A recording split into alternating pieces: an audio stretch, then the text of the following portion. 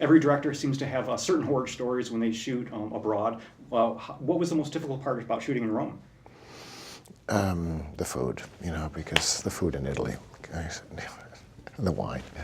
No, I think it was the paparazzi. That was the toughest thing in Rome. Really? Do you think it's more intense than here? Oh yeah, yeah. They stepped right into my shot many times, just trying to keep people away.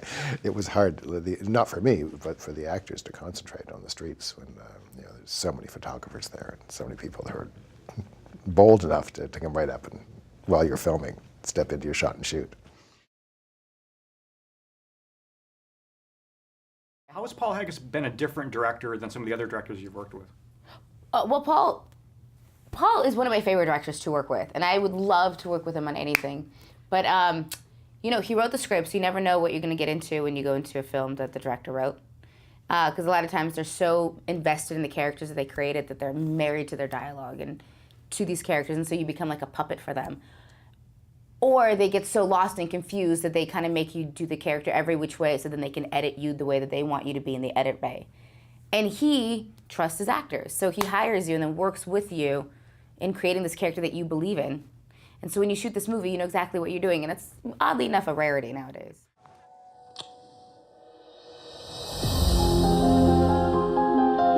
It's supposed to be about a man who can only feel through the characters he creates, but he keeps trying to be something else. Is she there? No.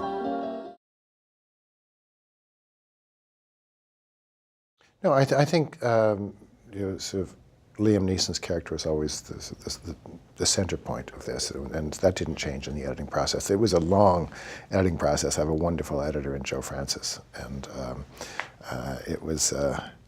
There's so many ways you can cut this movie, but we started off as our first cut was 3 hours, and I didn't want to cut a thing, neither did Joe. And every time we cut it, we said, oh, but we missed that scene. I was blessed with so many wonderful performances.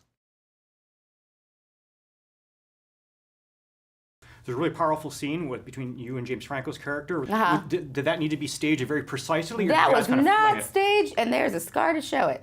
Nope, that was just what it was. Like I the mean, scene we in knew we had to reverse. get from one to the other. We knew get from the couch to the elevator. And then we were like, well, I guess the safest way to do it is, you know, for my feet.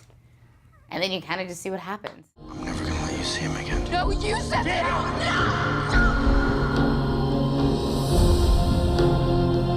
You really don't feel a thing, do you?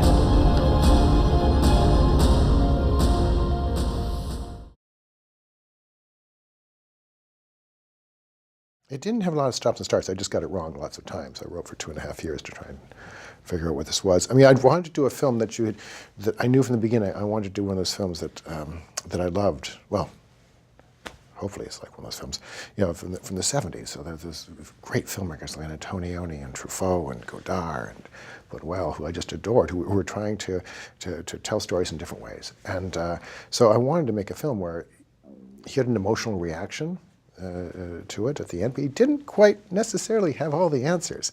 And you had to walk out on the sidewalk afterwards with your friends and argue about what the ending meant and what this means and what the hell was that. That's the kind of film I wanted to make. I need you to look at what you did. I need you to face what you can't face, and I need you to tell me the truth. Will you help me? No questions. Tell me. Tell me that you did it. Do you know how long she talked about showing you how she could swim? She was always trying to get your attention. Is it hard to decompress from not only like the shooting day to day, but once the experience is done? Are you wanting to go into a comedy to kind of cleanse the palate? I do want to go into comedy to cleanse the palate. You're absolutely right. I think that doing one movie is fine. Doing too many movies back to back that are exhausting, whether physically or emotionally, drain you. But drain you so much so that you can't even function. So, yeah, maybe next year go back and do a little romantic comedy.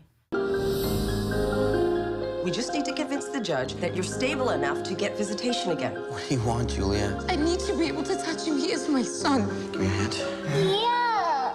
Don't say that. This is Daddy's work. Yeah.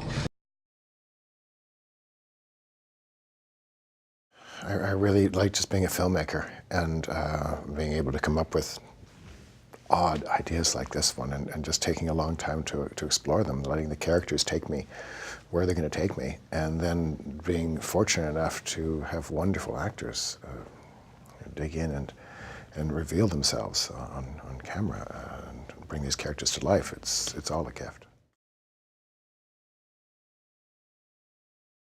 Your character, Julia, plays a disposed. I'm happy you said my name because I literally was like, please don't ask me what my character's name is because I don't remember. She's a disposed soap opera queen. Yes, Are that's there right. any soap operas you've been known to watch? Well, I don't know if you know this about me, but I was on Days of Our Lives once when I was 9. I watch it, really? Okay. Do I watch any soap operas? Do nighttime soap operas count? Sure. Is Game of Thrones a soap opera? Other than the beheadings, it is, sure. I guess, listen, I loved Melrose Place and 90210. Those would be my, but daytime soap operas now. Maybe Bold and the Beautiful, because that's still on, so that's a success.